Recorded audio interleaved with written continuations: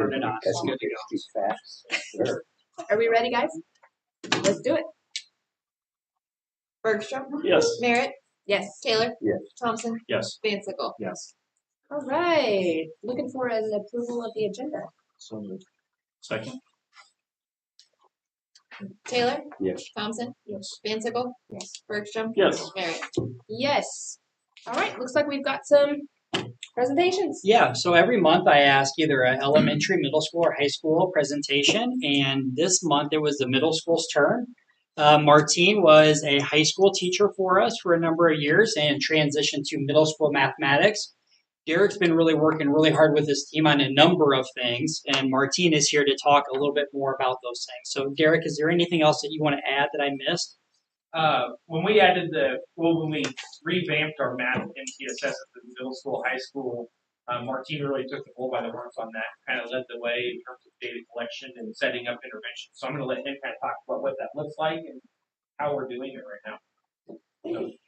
All right, so I'm just going to be telling you a little bit about our how we've been running our MTSS program, how it's been going, what our goals are, stuff like that.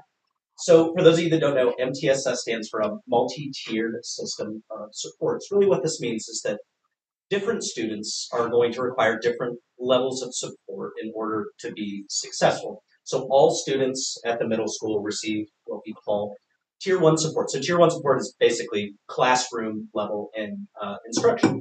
And for roughly 80 to 90% of students, these 80 to 90% of students are going to be able to be successful given only Tier 1 level instruction. But there are some students who are going to need a little bit of extra support.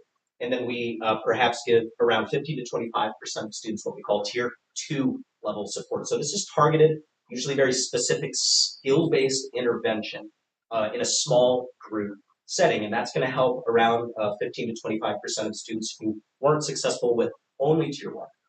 And then there are actually going to be some students, potentially around 5%, for which Tier 1 and Tier 2 were not actually enough, and they need more targeted, intensive, one-on-one intervention, usually with a math interventionist, and they need this in order to be successful. And the goal here is to make sure that we're providing for equitable outcomes for all students, and this equitable outcome is not coming through equal treatment. This is sort of decidedly non-equal treatment, but this is what different students are going to need in order to be successful. So we want to make sure we're doing our job to get them that level of support that they need. Awesome. So let's do that. What is our goal? So our goal as a middle school math MTSS team is to administer a really formalized and systematic program where we're identifying students who are not successful with just the Tier 1 level of support. Once we identify those students, we're going to start giving them targeted Tier 2 level intervention for a set amount of time. And then we're going to track their progress while that's happening. We're at the conclusion of that intervention in order to see if they, what we call exit Tier 2, or if they continue on in Tier 2, or potentially if we kind of elevate them into a higher level of support with an interventionist. All right, so how do we identify students? There's a lot going up here. The details aren't super important, but basically I'm giving an assessment in class, and I'm going to look not just at their overall grade on that assessment. I'm going to look at their specific, their proficiency in specific skills to make sure if they need an intervention, and when we get them an intervention, then we're intervening on specific skills that they appear to be struggling with. And just like as an example, we have this student right here who was roughly proficient, maybe not very, very proficient, but nothing terrible. But then in this one skill over here, highly non-proficient. So when we get a student like that in intervention, we know exactly the kind of help that they need during that intervention. So I do this analysis for every test and every grade that we have, and then we identify those students, and then we start giving them an intervention. And these interventions happen in a small group setting twice a week during advisory, which is roughly 30 minutes. So we see them, and we automatically schedule them to this. So on Tuesdays and Thursdays for math, at least, they're going to receive about 30 minutes per day of intervention specifically in that skill. We've sort of identified them for Tier 2 level support because they were not proficient in a skill. So we're going to give them intervention in that very, very specific skill. And this is very much a team effort. This is not just me. We have all the math teachers, business teachers, special education teachers, math interventionists, because this is happening across different grades all at the same time. So maybe I'm meeting with 7th grade, but maybe the math interventionist is providing the Tier 2 support for the 6th grade students, for example. While this is going on, we're going to track their progress, and well, how are we going to track their progress? We're going to reassess them. If they entered tier 2 because they were struggling with a skill, and we provide them intervention on that specific skill, we're going to reassess and see if they have learned that specific skill. And that's kind of the way students are either going to exit or continue in that process. There's a lot going on here. I just want to draw your attention to the bottom because you know our question is, all right, we're doing all this stuff. Does it seem like it's working? So I'm going to draw your attention down to the bottom here. This is all Unit 1 data for different grades. So at the bottom, basically what we identified is 15% of our student population, which is about 19 students. We're not successful on the first assessment for Unit 1, and thus we're placed into Tier 2 intervention. Of those 19 students that entered Tier 2 intervention, after 2 weeks, which would roughly be 2 hours of intervention, 12 of them were able to exit Tier 2 after a single reassessment. So roughly 2/3 of these students, given just two hours of intervention, were able to, and it's not even necessarily for us about exiting them from Tier 2, it's about making sure that we're doing our due diligence, making sure that they're learning the skills that we're teaching them, as opposed to just moving on. So this was a big win for us to say 2/3 of our students after just 2 weeks were able to exit Tier 2. And we still continue to work with those students, potentially still in Tier 2, potentially kind of elevate them for some further support. But I can tell you now that after this one reassessment, a couple students have had to do a couple more reassessments. All 19 students of those have exited Tier 2 for the uniform test, which for us feels like a big win. So where do we go from here? Largely, we're going to keep doing what we're doing because I think we're still trying to learn the ins and outs. What's working for us, what seems like it's a struggle for us, or what seems like it's not working for us. But largely, keep learning, keep doing what we're doing, learning what works and what doesn't. Logistically, we're also starting to think about if there's something that we can do for students who are consistently receiving Tier 2 support. So if we have a student who, on the first 3 tests, every single time they're entering Tier 2, we're starting to really get enough data to think, is there something that we can or should be doing prior to that first test, or prior to the next test, if we can reasonably expect they might just be in Tier 2. Again, let's get them the help ahead of time rather than after they take the test that first time. So thinking about maybe how we could provide support to students who are consistently getting to Tier 2. Likewise, coming up with a more formal process for how to elevate students into that Tier 3 level of support in order to get them potentially additional screening or services if it seems like that's what they're going to need to be successful. Overall, really proud of what we've done. We see like that it's working and it feels good, not just for us, but we know that we're helping our students learn these skills that they're struggling with, and we're getting them the level of support. Oh, cool. Well, first of all, Martine, welcome home. We're very glad to have you back. Yeah, so excellent. Does anybody have any comments or questions? I have a question. Yes. So I missed it. Do you not have any Tier 3 students then? So we do have Tier 3 students that are receiving Tier 3 services that are receiving Tier 3 for reasons that are unrelated to this, because we also do school-wide progress monitoring and assessment that identify students who are struggling with like foundational skills rather than a specific skill we're teaching in class. So we give these progress monitoring assessments 3 times a year. And if students are consistently below a certain benchmark for those, they automatically receive Tier 3. So there's also, and this is something we're still trying to kind of figure out, there are students who receive Tier 3 who did not get to Tier 3 through Tier 2.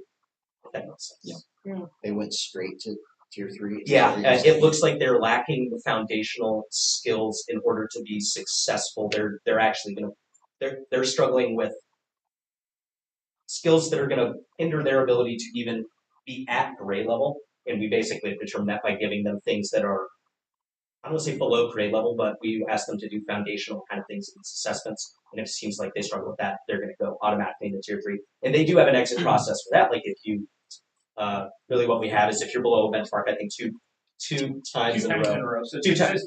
Just persistently at risk would be not meeting benchmark 2 times in a row on a fast bridge assessment, which is given 3 times. So you have a fall, winter, spring. We are currently right now, our previous model was basically a Tier 1, Tier 3. We missed that Tier 2 with the targeted interventions. along the way. And so we're trying to merge what we had with what we're trying to incorporate this year. So those kids are pulled out. We try to focus on pulling like out of the study hall and things like that. Our math interventionists will pull them out and are getting more intense time. They're getting more than just 30 minutes plus. It's hard with secondary because the secondary, everybody's schedule is a lot different, and you're locked into like an 8-hour day or a 4-block day. So where do you pull them from during that week, that schedule, to get the math interventions? We use our advisory time, which limits our time to 30 minutes twice a week, because we're also not trying to compete with ELA, who's also incorporating a new method for providing tier 2 interventions. So is testing the only metric you use to determine where students should be as far as the tiers? In prior years, it was just that 3 times a year, that fast bridge assessment that was fall, winter, spring. Now, with our new implementation of the Tier 2 model, they're using classroom assessment data on a more consistent basis. So they were able to use 3 different tests in the first quarter change to catch kids on a more consistent basis. And I think this is really something we're trying to figure out here, because if we have a student who is consistently receiving tier 2, that kind of puts up the flag for maybe this is a student that needs a higher level of support in order to be successful. And that's kind of, looking forward, what really is our process for getting them to tier 3 through this kind of matrix as opposed to purely just the progress model testing. Right. I'm just thinking about a kid that maybe they're fine. I mean, they seem to be testing proficiently, but as a teacher, you're like, I'm not so sure that they're quite getting it. And so if there's like a observational. So what I will tell you, in our Key MTSS studies. referral model, we use the data that we collect from assessment data, but we also have a referral form, because we don't just have math MTSS, we're also revamping ELA, but we also have 2 behavior MTSS for their referral forms there also. So if a teacher sees the skill in their classroom that they're concerned about, then they have a referral form, and it either gets kicked to the behavior MTSS for the math MTSS or ELA, and then they look into it a little deeper to determine if, what is the root cause. Right. And the flip side of that is a kid that is not performing very well, but incredibly bright, and they're just bored. Yeah. Just like, We have some kids that just have Shoulder extreme test anxiety when they go to take a test. They cannot test well. And so you're trying to validate what's the concern. Sure. All those kind of peripheral assessments. I think what we're trying to look at is so you look at the benchmark. The benchmark is, are you proficient in mathematics? Well, they're taking it a step further, and maybe unit 1 is essential standard is ratios. Well, the student may be proficient in that benchmark, but they maybe aren't secure with that ratio skill. So they're going to give a small little dose of additional support to help that student and then allow them to move on. In addition, I think sometimes people think of the MTSS model as just a triangle. We're trying to look at it as more of a diamond shape. So as we discussed tonight, intervening on the struggling side, we're also trying to say, okay, if they are exceeding proficiency in tier 1 instruction, what are we doing on the other end to extend opportunities for them? So we got a lot of work to do, but we are trying to think of that more than just a tier 3, 1, 2, and 3. We're also thinking it of the other way around as far as excelling students as well. Tier 0. Tier 0. Sure. We're going to the negatives. Yeah. Well, we have the tier 2 and tier 3 on the high end also. We've had conversations with parents about how do we challenge their kid at the high school setting.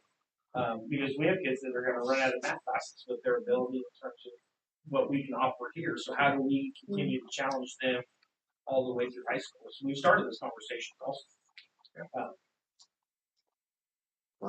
What I'm pleased with is that we have processes and systems in place, and we're following that, and the communication has been there, and we're following those procedures and protocols, and we're looking at data to make informed decisions. to support our kids, that all kids will be successful is our goal.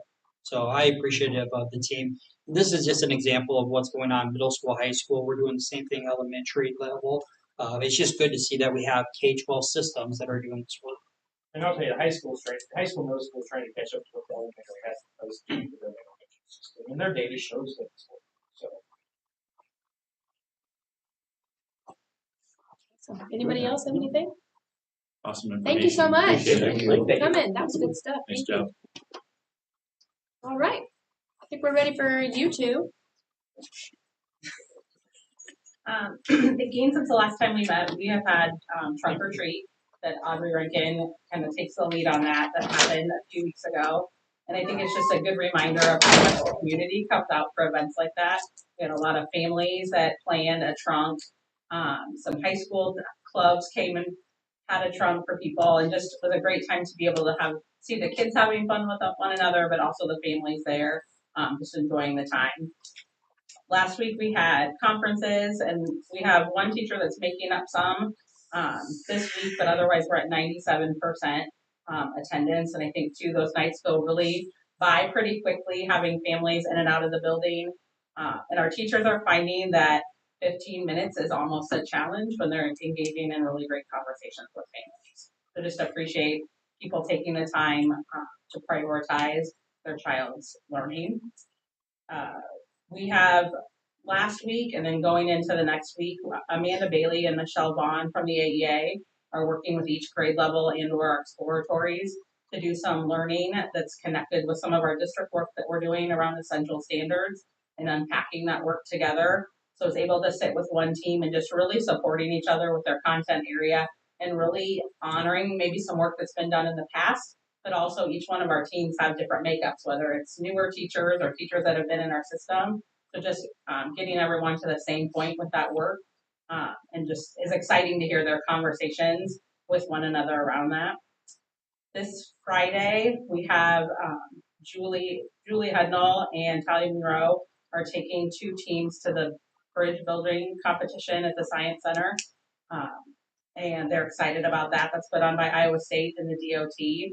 So excited to see how just kids thinking through that process and being able to collaborate with one another to come up with a finished product that hopefully they're able to sustain some weight when they go, because they try and see how much weight each of the bridges can hold in the end. So it's fun to hear their conversations around that, and they're trying to get pointers from different teachers, and we are finding out that we don't have a lot of knowledge to give them in this process because it's kind of outside the box thinking, but they're excited to do that.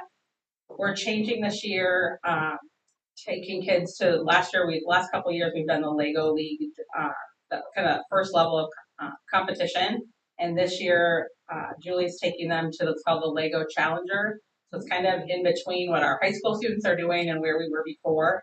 So they build their own kind of smaller sized robot, and then they go to what's called the game table. So they get feedback on their robot, they do a presentation, and then they go to what's called the game table and they work against the clock to try and complete a number of missions through coding in their robot. And what I think is exciting is Julie's thought about this in a different way. She's trying to build up to what they're doing here at high school. So she has 5th graders and then 6th graders on a combined team. So kind of building that bridge, which has been neat to have the 6th graders come back and kind of work on that. They're practicing after school, but then some of the high school students are coming back to work with them also.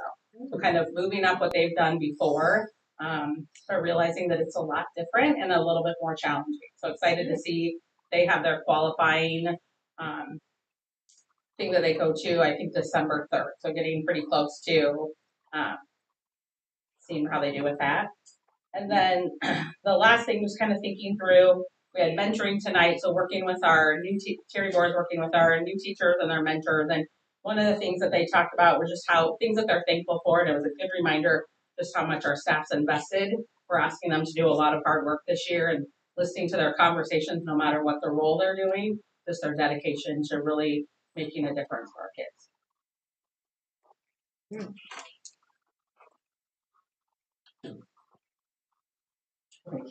No, Okay. that's good. I'll add to that, just asking, we're asking a lot of our teachers this year, middle school and high school is no different. We have the curriculum work, we have the MTSS work, and then we Recently just went through conferences and we switched to a student-led conference, which was caused some nerves for some people. The goal in a student-led conference is for students to take a little bit of ownership in their educational journey, and also to hopefully increase some attendance and some participation at the middle school and high school. We ran numbers. So last year, middle school was just shy of 50% in terms of participation with families. We were at 91% this year with the middle school. And then the high school went from about 25 to 30% up to about 80%. Wow. I have sent out a survey to both parents and to staff. I sent it out this afternoon. I got 25 responses from parents and 6 from staff. I would say that for the most part, there's a positive response to it. I've had some good suggestions on how to improve it. We'll take those into consideration if we choose to do that. We had 52 students between the middle school and high school that did not participate for a variety of reasons. Some of them had emergencies that came up. Some of them didn't get scheduled. Some didn't show up. But of those 52, each one of those students is still going to do their student-led portion with either Shay or myself. Today we were able to get 22 of those done. So we spent a lot of time with students having conversations, and they walked us through their portfolio. And their portfolio talked about strengths and weaknesses, talked about post-secondary plans, and then it went through each of their classes and said what they earned as a grade and why they earned it. They said what their effort was, what their attitude was. They had 2 artifacts from each class that were just pieces of work, and then how they would either maintain or improve. So it was interesting. I sat in for one of our teachers who was ill the first night, and you have a kid that will come in and might take 5 to 10 minutes. I watched 3 kids take 45 minutes going through their packet because they were proud of every artifact that they had, and they wanted to make sure their parents were seeing the work that they were doing. So interested to see how the rest of the surveys come in. We're pretty early in the process, but something that we might want to continue with. Last Tuesday, the Iowa Supreme Court justices were in Jefferson to hear oral arguments on a case. We had the opportunity to have Justice Christopher McDonald come and talk to our juniors and seniors. He was here for an hour, and it talked about procedures. I did not go into specific cases or anything like that, but talked about how a case may progress up to the Iowa Supreme Court, some of the stuff that they deal with, and then also had a question and answer with our students, which was interesting. They were very interested in what you thought about being a judge, the process of becoming a judge, what's your least favorite part. But he was great. Justice McDonald, we went right up to the last minute taking questions. We had to put hands in the air when we had to say, okay, last question, we're running out of time. So that was fun. October 28th, we had BJ Smith in the building. I think you guys remember we had him for our staff at the beginning of the year. We had the opportunity to have him come back and talk to not only middle school and high school, but 5th grade came over and watched as well. I think Earl was able to make it and listen to BJ, and that was great to watch our kids hear that. It was good for me to hear the story again. But then after I got to watch a lot of our kids stick around to talk to Mr. Smith, and just watching them interact with him and talk, and just appreciate him being here it made the entire thing work. So it was good for him to come back. And then the last thing's kind of a boring one is DCAP. Tila and I had a nice day in Clive a few weeks ago where we got some more training on DCAP and updates. I know you guys are excited about my spring presentation. I'll present it earlier than I did last year because it's going to be far more prepared this year than we were last year, but it's that career academic plan for the district, and we got a lot of work done, and the CTE groups really helped me out on filling that out this year. All right. Questions, comments? All right, good stuff, you guys. Thank you. Let's move on to the consent agenda. Do you have any comments you wanted to make, Mr. Heyer, before we?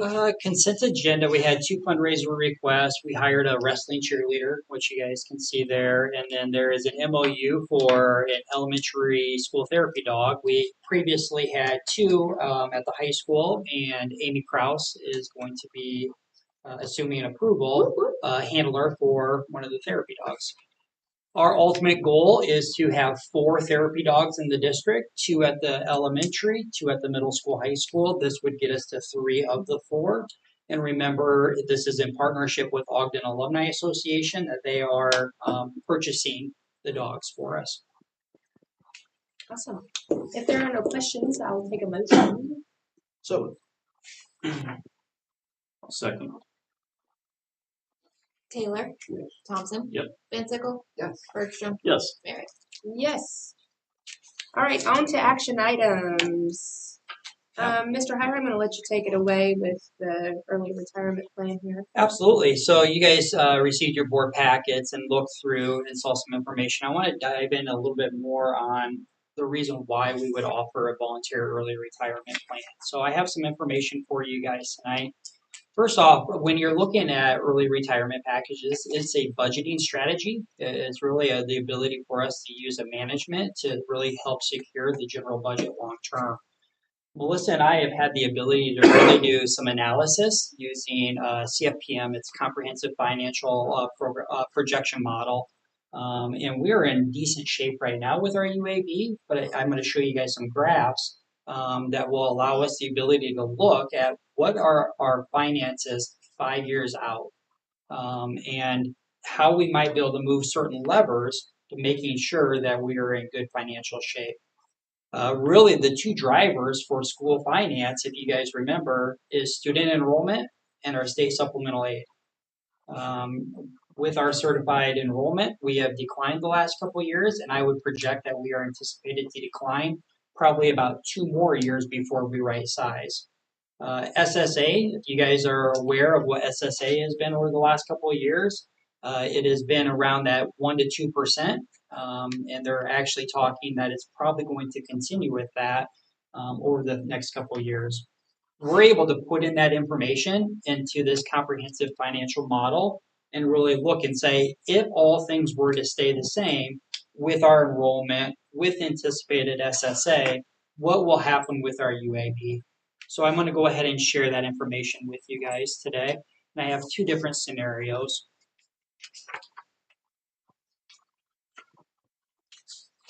Sorry, there's 2 that way. There should be quite a few that way.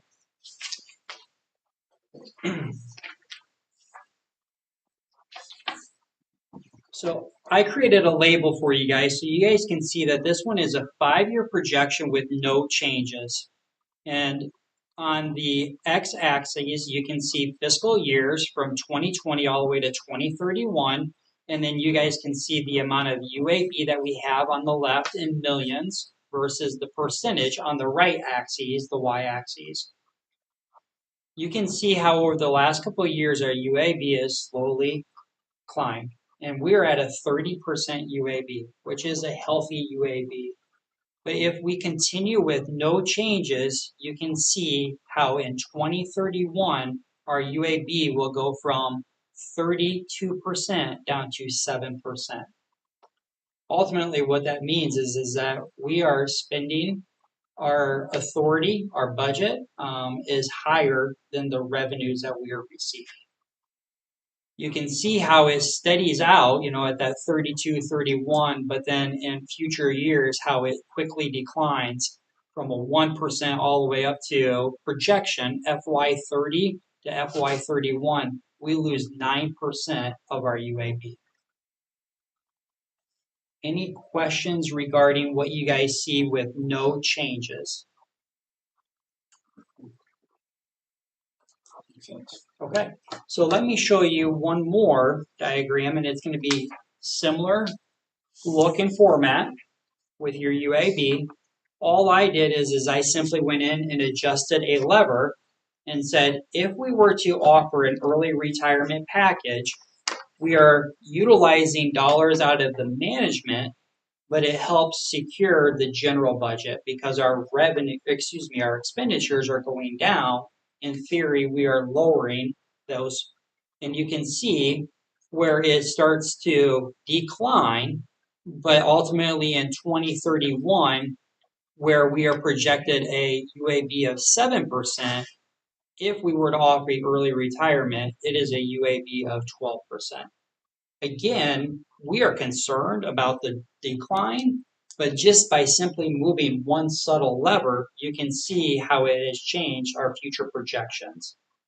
So that is why I'm presenting to the board tonight of I don't want to sit and wait until the sky is falling. We are in a good financial position right now, but we also have a good management fund, and I'd like to move this lever to be able to help us with the forecasting of the future.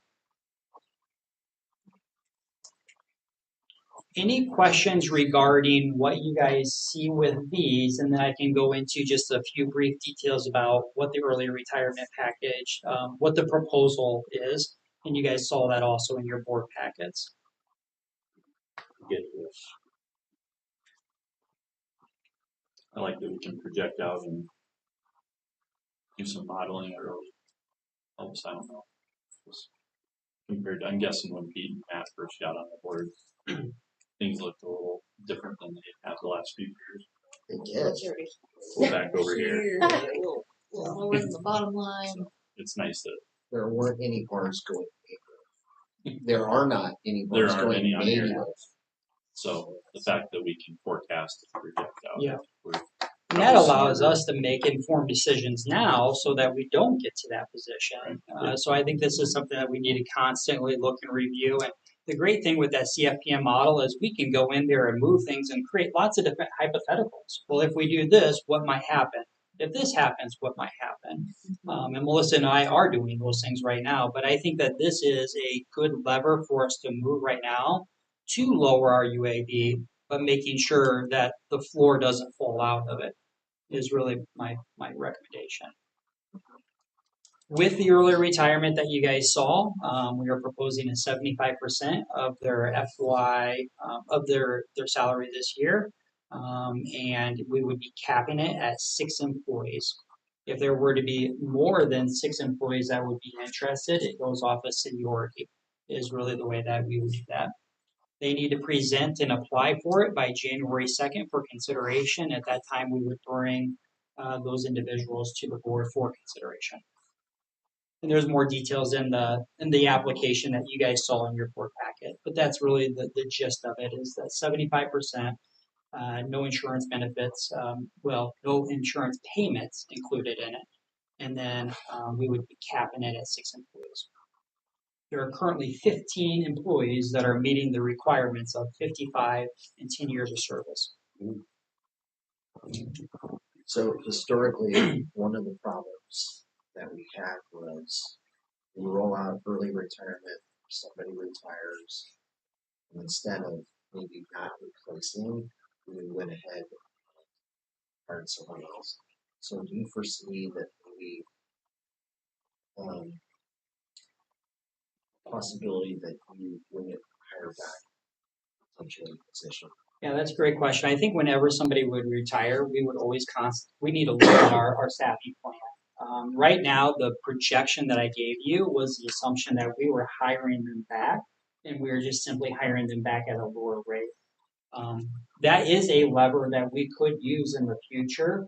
I do not anticipate us needing it at this time, that we are reducing staff. I think that could be something that we consider in the future. But I think anytime we have somebody leave, we always have to look and say, can we backfill that with our current staffing, or do we actually need to refill that position? My anticipation would be that we would fill all of these positions simply with a lower salary.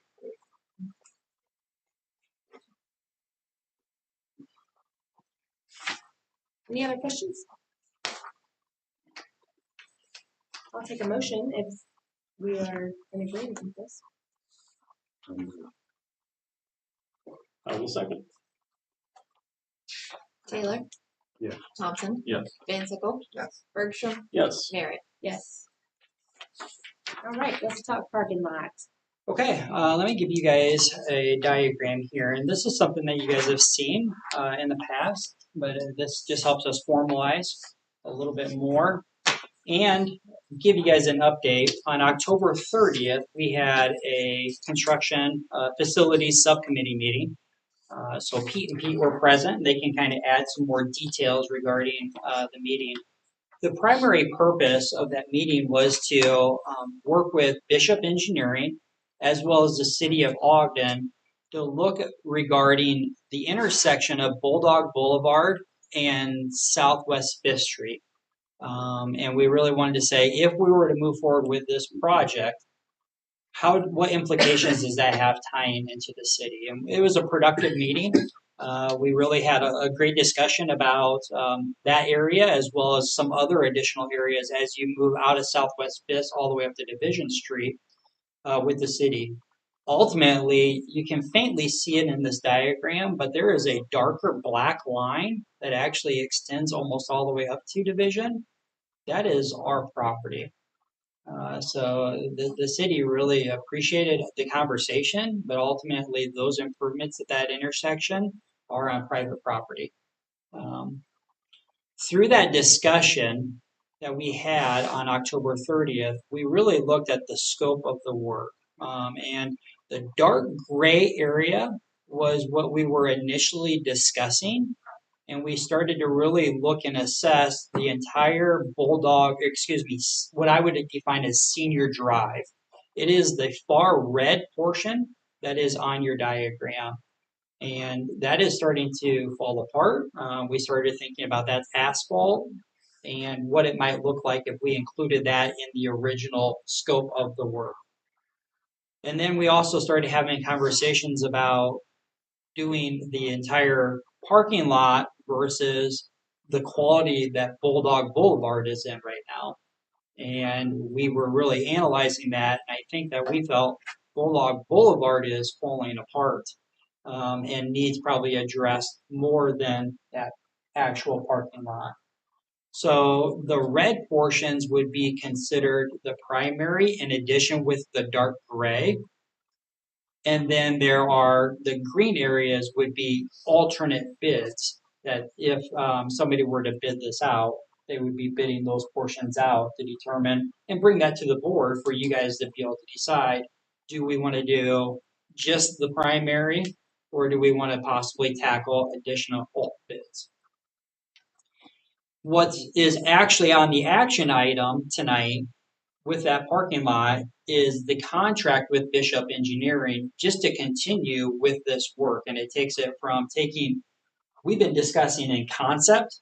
You guys have approved them to be able to come out and do some surveying. But this is taking it from concept to actually design, to bid, to actually walking us through the entire project, coming out, doing site visits, and all making sure that punch list items are done. It takes us from concept to final completion. They proposed a flat rate of the entire project. I believe that was 7%. What am I missing from maybe what we discussed, Pete and Pete, and or are there questions specifically regarding what I'm sharing with you guys and also what Bishop Engineering, their contract that was in the board packet? I don't think you missed a whole lot other than, timeline wise, we'd be looking to put it out to bid early next year sometime. I can't remember what we kind of threw out there depending on how our meetings fall because there are stages, the checkpoints along the way. Yeah, we thought originally it was going to be held up a little bit because we were going to have to meet certain requirements at the city. And because it's on private property, we think that could speed it up.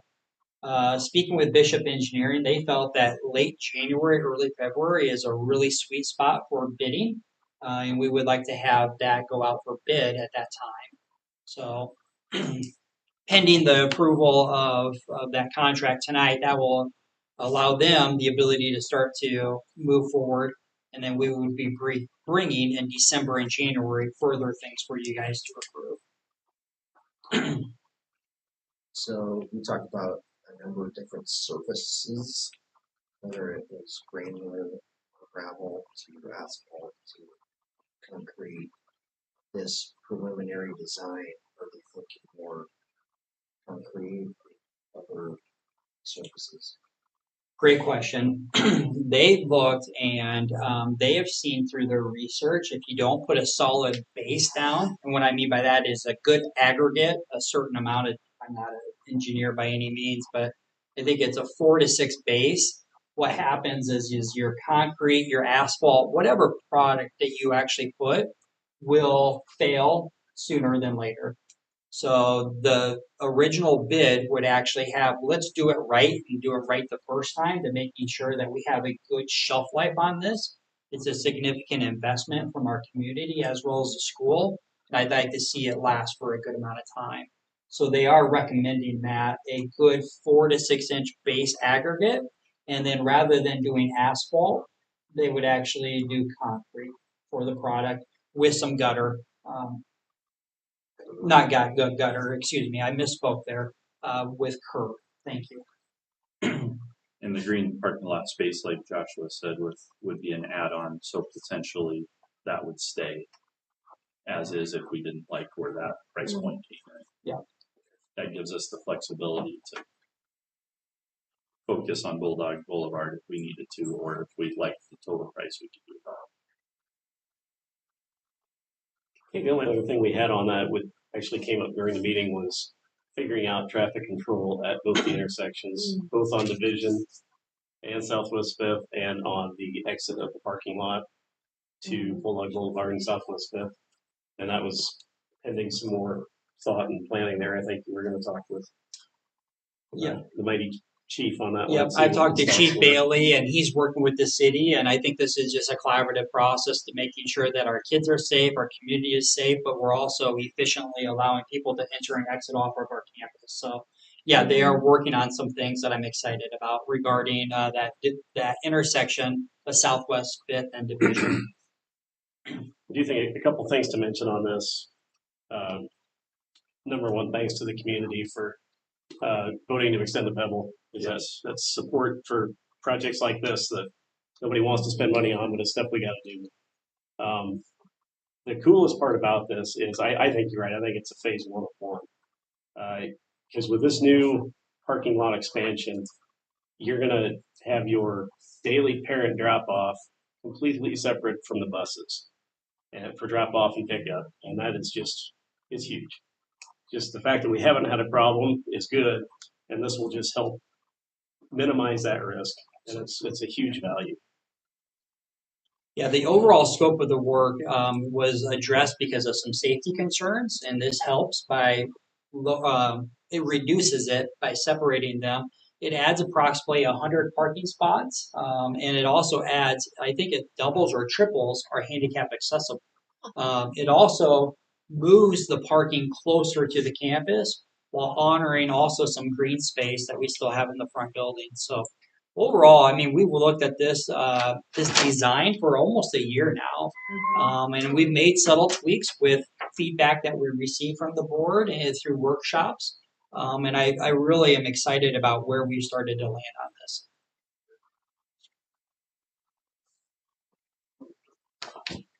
Anybody else? Any questions or comments? I like the idea. The only watch out I can see on it on the contract is, and you'll know down the road with Bishop, they're doing a handful of on-site inspections during construction. Once you know who gets the bid, how comfortable are they with the contractor? The only question is going to be, are you going to need to spend a little more money on a little more inspecting during the build? But it's true. That's the only potential I see. Otherwise, the rest to me looks quite palatable. Thank you for that. If there's no other questions or comments, I'll make a motion to approve the parking lot expansion service agreement with Bishop. I will second that. Taylor? Thompson? Yes. Vansickle? Yes. Bergstrom? Yes. Merritt? Yes. All right. Operational sharing agreement. Oh, that wasn't much of a break. Was Yeah. So it doesn't take long. Mattery superintendent contacted me towards the end of October and just said there is operational sharing for SBO, but there's also for other business official. They have an SBO of record, but they're really looking at improving some efficiencies, as well as they've contracted out some other things, and they haven't been able to take advantage and leverage the operational sharing. So knowing that Melissa has 10 plus years and the ability to be the other business official, they asked, can we do this and no longer contract out some of the things that they were doing? Again, whenever you're looking at operational sharing, I look at it as it has to be beneficial three ways. Beneficial for us, the district, our sharing, as well as the employee. And when we sat down with Madrid, we felt that all three of those were in this situation. We get 4 additional kid count, and they will be paying a portion of Melissa's salary. So that's kind of how that works. We're planning on having her go down on Fridays, but it's also fluid enough that I've worked with Jason down there enough that if we're busy doing things, Melissa will be here full time 5 days. If she needs to go down there, it's just going to be adjustable and flexible. So I'm excited to work with Madrid with this operational sharing. We've been down twice. It's been good so far. Good. We've been down there twice. Nice. Awesome. So just to be clear, as I read through this, Melissa will get a pay increase, which she should. Yep. She's working more. No pushback there. And so then Madrid's gonna pay 20% of the due salary. Yes. That is correct. Yep. Yeah. So not only do they pay 20%, we also get 4 additional kids. Yeah. So we're actually making money. We will make money by doing this Way to operational go, sharing. kiddo. Way to go. And that's typically whenever you can do operational sharing, when it's a win-win-win, that is the benefit, is that Madrid is reaping the benefits of her expertise down there, but also the same token is they're counting 4 additional kids, which is generating, $28,000 for them. So it's probably a cost neutral. They're probably making money. We're making money. Melissa's making a little bit more money as well. Everybody So, wins. student per student, what is the going rate? It's 79. I don't know what is it. Oh, yeah, you're right. I don't know. 70, 78, Ball- or was that last year? Ballpark. It's 8,000. It's about 8,000. 8,000. Yeah. So per teacher credit. Good stuff. Anybody want to make a motion? I will make a motion to approve the operational sharing agreement and stipend for their business official with Madrid Community School District. Taylor, Yes.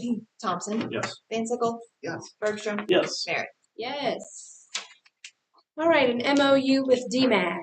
Yeah, so Ames DMAC campus contacted me, and they are looking to apply for a grant to extend another opportunity for, it was C+ application developer. It is an industry recognized certification that students would be able to walk out with if they were to enter into this program.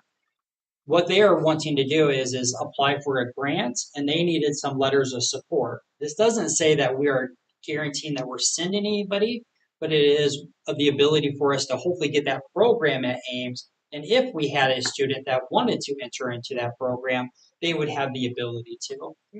I did check internally because I didn't want to say, yes, we're excited about this, and it negatively impact our programming that we have here.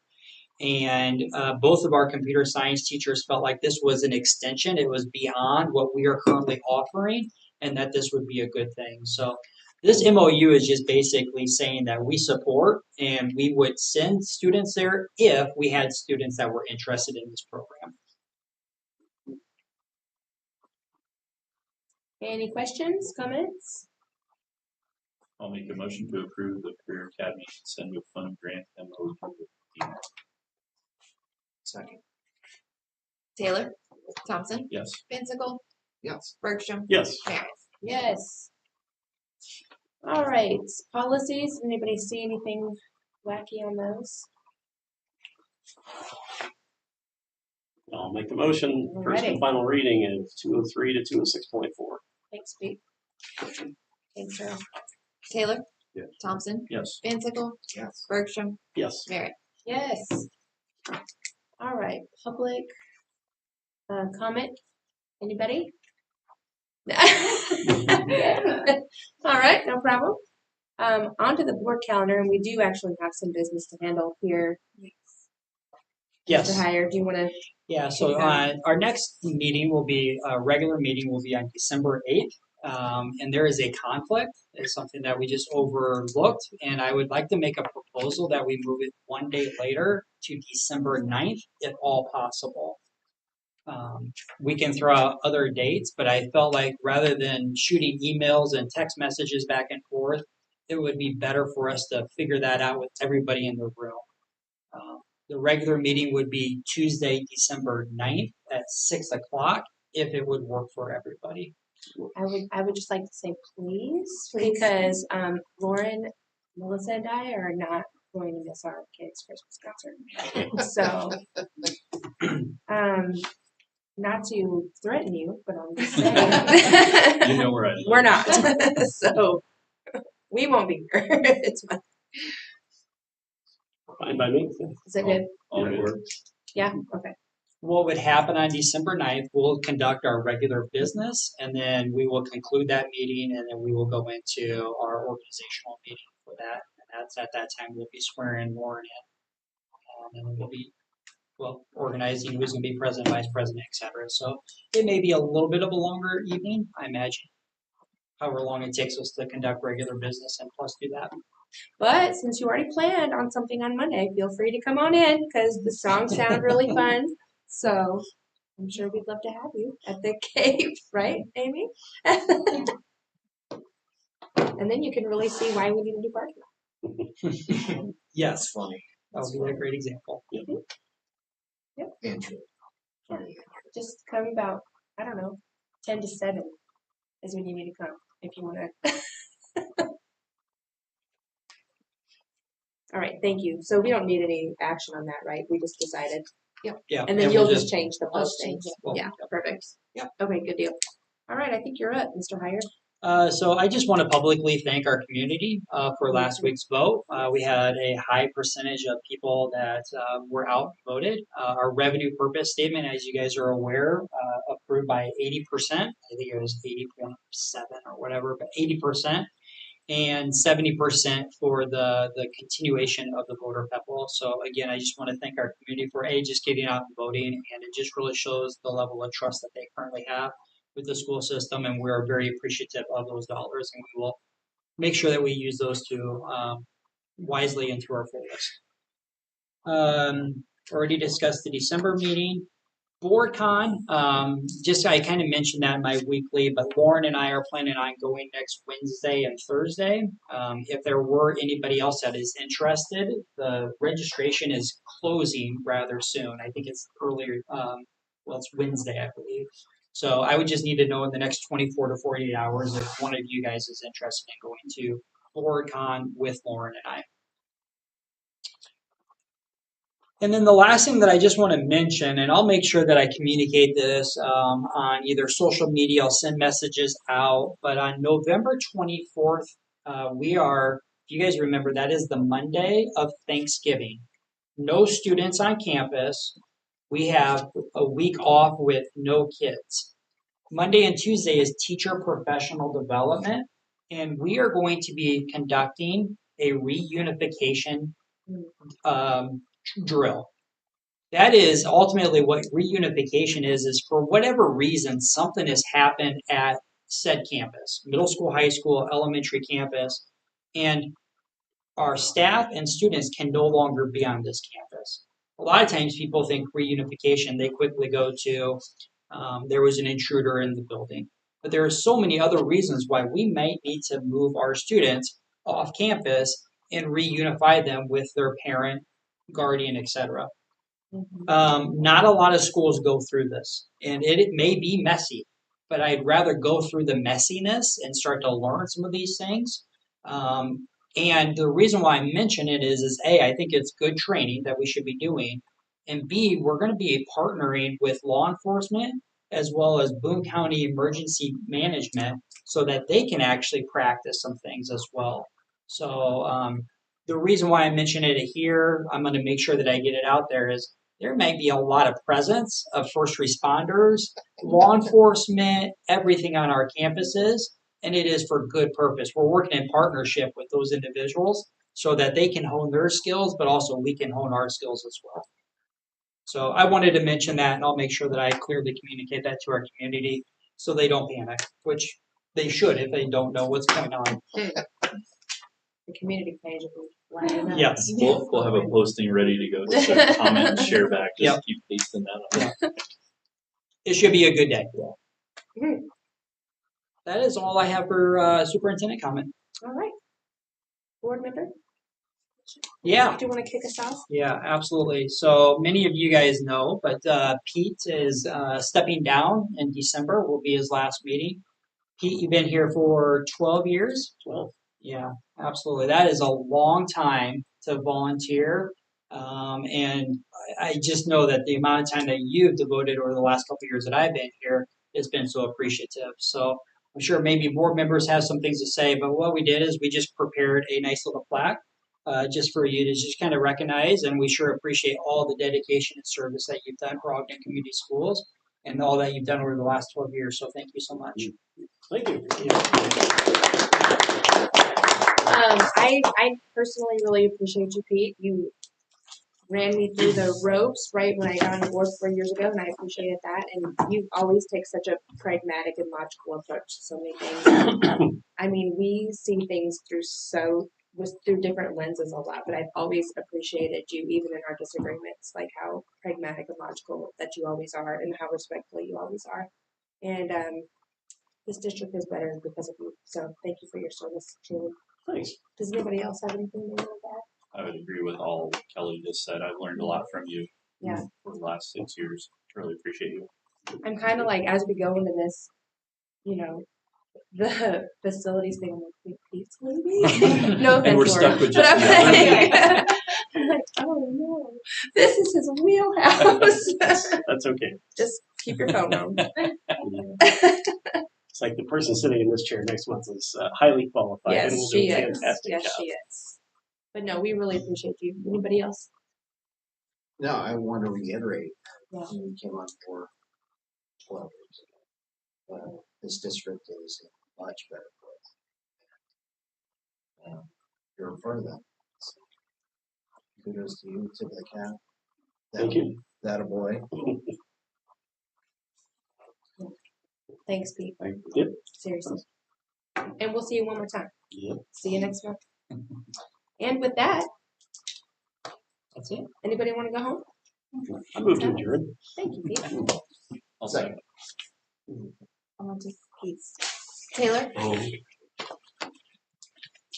Thompson, Yes. Van Sickle, Yes. Bergstrom, yes. Mary. Yes. How offended would you be if we took a picture? Oh, deeply. Would all the board members be interested in getting an